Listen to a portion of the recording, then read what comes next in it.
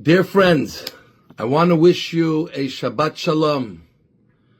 On a very special Shabbat, we'll be reading the Torah portion of Bo, which records the actual exodus of the Jewish people from Egypt.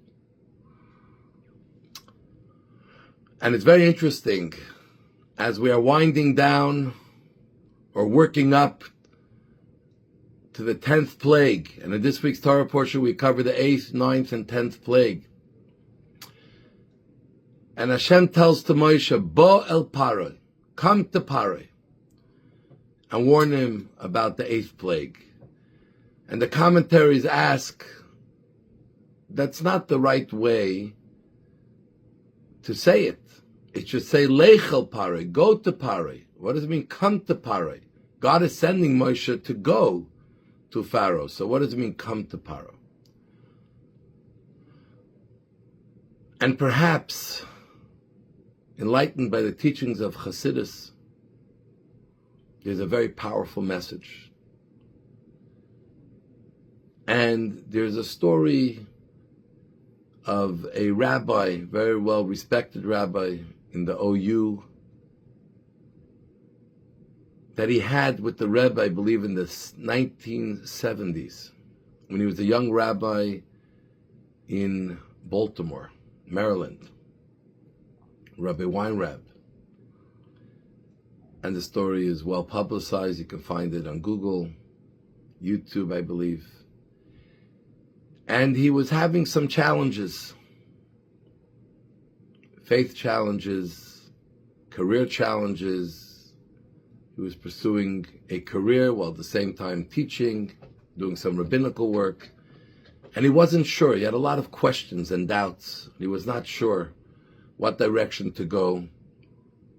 In religion itself, he had some very serious questions.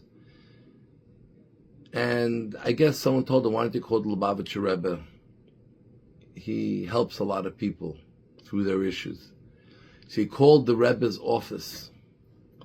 Without identifying himself, he spoke to the Rebbe's secretary, Rabbi Chadakov, and he told him that he wants to talk to the Rebbe.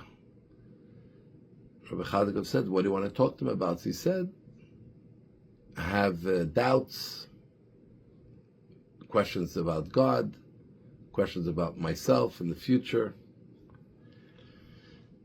And often the Rebbe would be on the other line where you wouldn't really hear the Rebbe, but he was able to hear the whole conversation, and he was able to communicate with the secretary. And he overheard the Rebbe telling the secretary, tell him that in Maryland there's a very fine person who he can talk to about all these doubts. And his name is, the Rebbe said, Rabbi Weinrab. And Rabbi Weinrab was sitting on the phone and overheard this, and he couldn't believe it. He said, I never told the Rebbe my name. So the Rebbe's secretary repeated. The Rebbe said that there's someone in Baltimore you can talk to. You don't have to come here to New York. And he can help you with your issues. And his name is Rabbi Weinrab. So Rabbi Weinrab tells Rabbi Chadakov, the Rebbe's secretary, but I am Rabbi Weinrab. So then he heard the Rebbe say, sometimes you have to talk to yourself.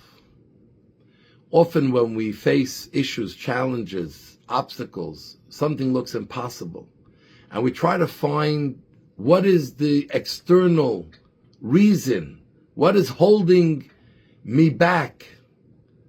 And sometimes we are holding ourselves back. We are the biggest obstacle to ourselves. And that's what the Rebbe was telling Rabbi Weinrab. Your doubts are not going to be answered from people outside who will tell you some intellectual answers.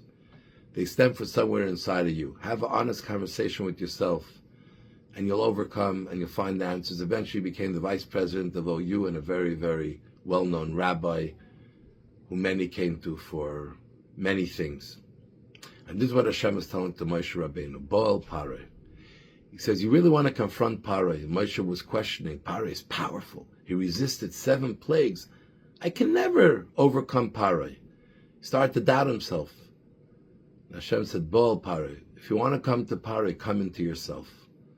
Face yourself and ask the hard questions yourself, and you will see that once you have the conviction that you can, you will overcome, and you will accomplish, and you will make things happen.